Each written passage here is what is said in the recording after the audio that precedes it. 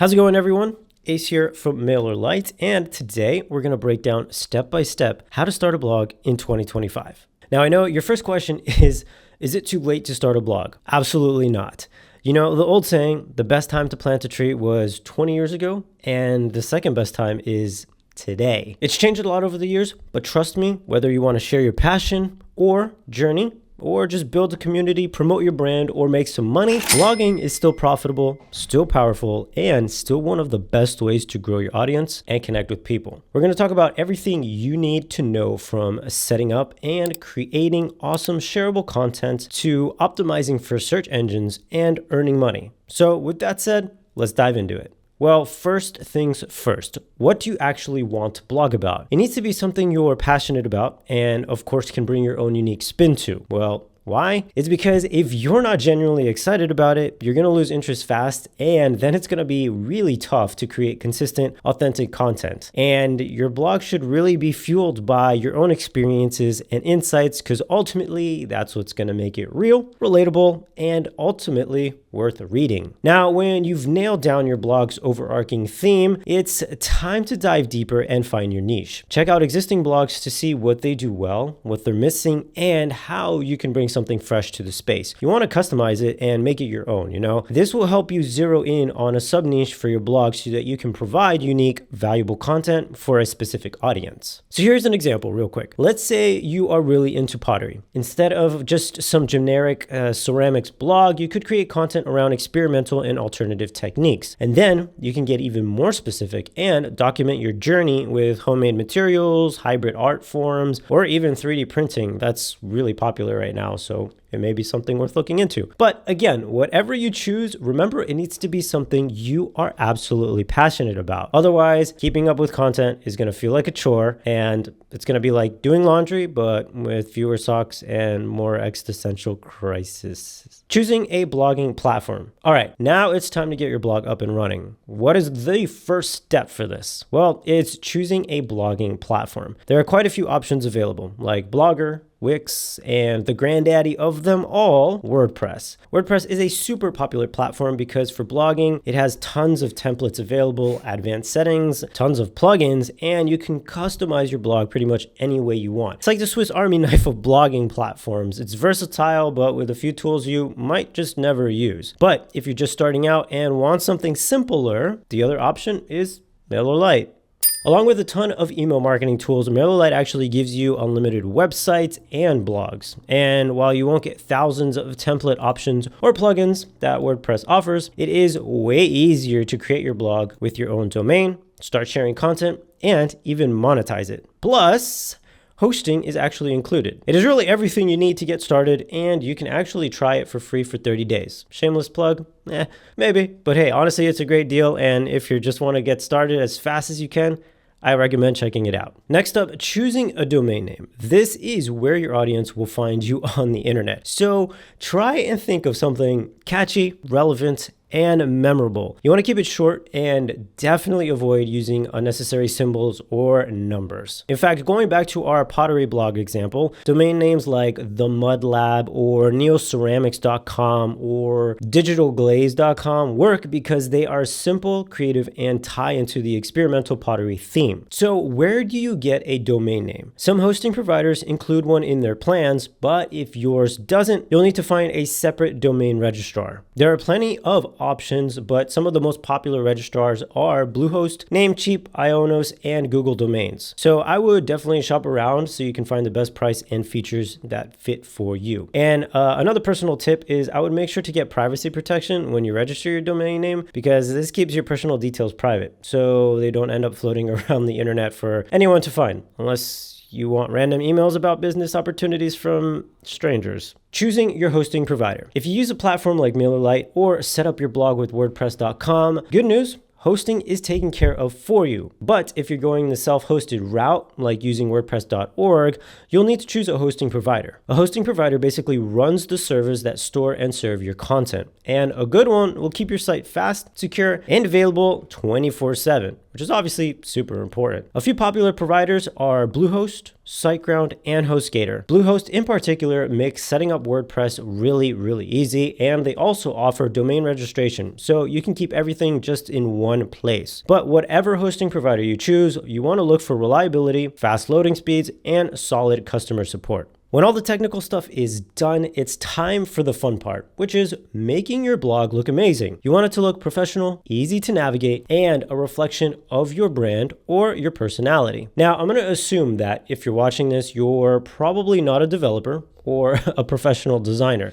I'm not either. But this is where themes and templates come into play. A template can be added to your website so that design, features, and settings are actually automatically applied, and it can save you a ton of time. You can then customize everything from your site links, pages, layouts, to the colors, fonts, graphics, etc. MailerLite has a collection of professionally designed responsive templates for you to get started with, or if you prefer to start from scratch, you can easily build your own site with the drag and drop editor too. Now, for WordPress, there are free themes available, but they are usually pretty basic and not really that appealing. So if you want more flexibility, more advanced features, I would highly recommend investing in a premium theme because it is super worth it and will help you stand out. WordPress has its own premium themes, but you can find some great ones on marketplaces like Theme Forest, Template Monster, and Elegant Themes. Just make sure that whatever theme you choose, it's responsive so that it looks great on all devices, not just a desktop. Over 4 billion people use a smartphone, and in 2025, over 62% of page views come from mobile devices, excluding tablets. So while we're all used to designing for the desktop, mobile really should be your priority because that is the way everybody is starting to search for things. Before you go ahead and hit publish on your new blog, you want to make sure you've populated it with some new posts. This will make your blog feel more established and give visitors a reason to stick around. But before you start writing, you want to take a step back and plan out a little bit of a strategy. Outline the topics and type of content that you're going to share. And if you can, it'll be super helpful to brainstorm a few months worth of ideas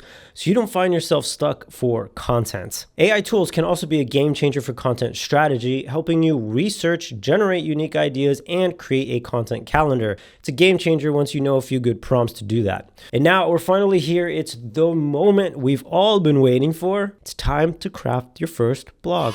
But let's start from the top. You need a captivating title and, of course, an engaging introduction. These are the first things people will see, so you need to be clear and specific. You want to tell readers exactly what your blog is about and exactly what they're going to learn. Try using numbers in your titles. Listicles are popular content formats that increase engagement. Tap into readers' emotions by addressing their fears, frustrations, or aspirations. Use keywords that people are searching for to increase relevancy and visibility. This is key. Your introduction needs to grab attention fast and then keep it. Starting with a hook, like a surprising fact or interesting statistic, or just a personal anecdote is also a great way to draw readers in. Personal stories and experiences make your content more authentic and relatable, which is going to really help you stand out against similar blog posts. So don't be afraid to let your personality shine through your writing. Have you ever stumbled across a blog that's just a giant wall of text? I mean, be honest, did you read it or did you skip over it faster than a bad Tinder bio? No matter how awesome your content is, if it's not easy to read, people are not going to stick around. The key is to structure your post so that it is scannable and easy to digest. Use headings to clearly identify the content and sections of your post. Summarize some of the content with lists and bullet points where possible, and then split text into short, easy to read paragraphs and use visuals like images, graphics, videos to make your content more engaging and obviously break up that huge wall of text. And consistency is key. Growing your audience and increasing traffic to your blog is a marathon, not a sprint. If you really want to make it, consistency is everything. Not only does this help with SEO by keeping your website current and up to date, but it also helps you build trust and authority with your audience and sets expectations about when they can expect new content from you. Like the latest episode of their favorite TV show, only without the drama, unless you are writing about drama, then I guess it works for you. So when you begin, set a realistic posting schedule and be sure to stick to it. Weekly or bi-weekly is a great start. Blogging and SEO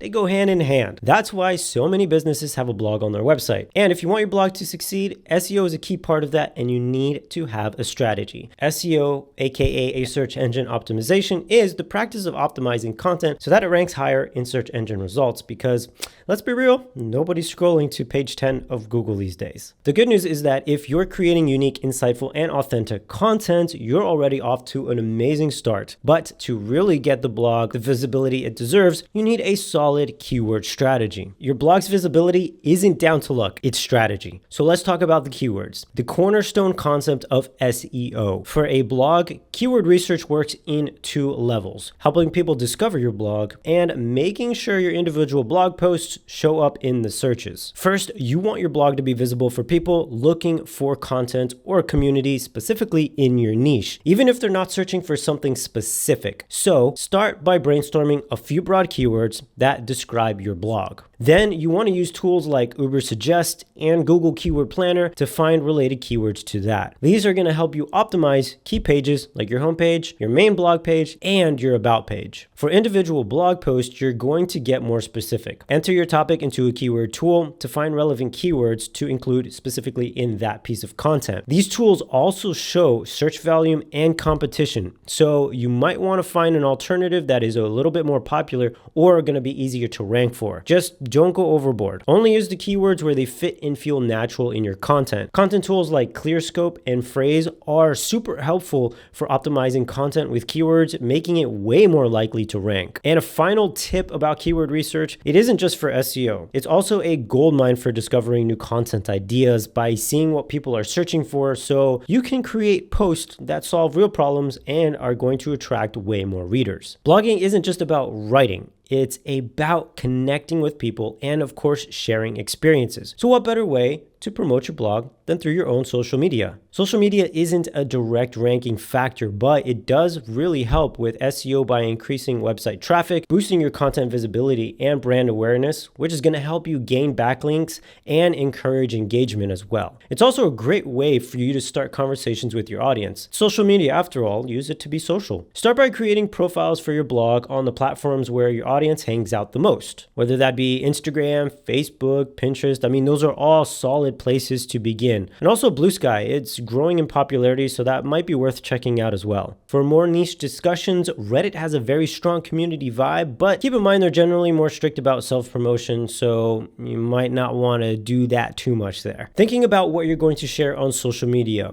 you really want to aim for a good balance of traffic generation for your blog and audience engagement. And a good rule of thumb here is to keep it 80-20. 80% engagement and community growth while you add 20% blog promotion. So basically, don't be that person at the party who only talks about themselves. Like, nobody likes that person. Some ideas for the types of content you can share for these objectives are sharing personal and relatable experiences like life updates, opinions, behind the scenes, personal journeys, and maybe even challenges. Content that provides value like quick tips and hacks, mini guides, thought leadership posts, or industry news, and interactive content that encourages engagement like polls, Q&As, discussions, challenges, and maybe even user-generated content, just to kind of give you some ideas there. And when it comes to promoting your blog, share your latest and most popular posts, repurposing older content, and tease upcoming posts that can really help build engagement and some hype around some upcoming posts. Repurposing your blog content into other formats is a super effective and also a super efficient strategy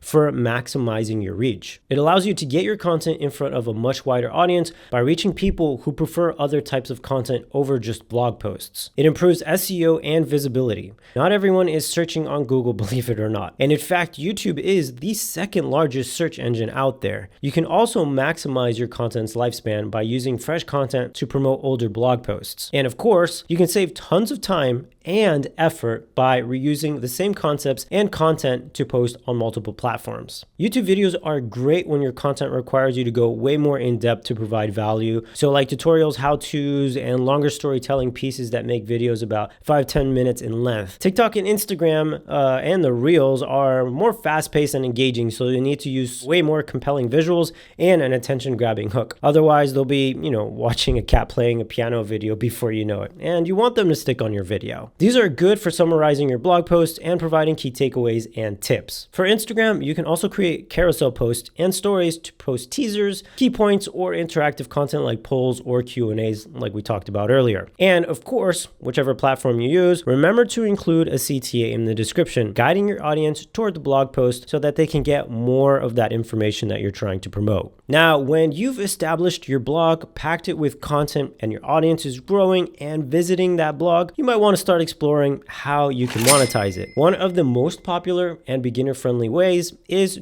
affiliate marketing. Now, if you don't know, affiliate marketing is where you promote a product or a service, and you basically get a small commission every time somebody purchases through your specific link. The key to successful affiliate marketing is keeping it real.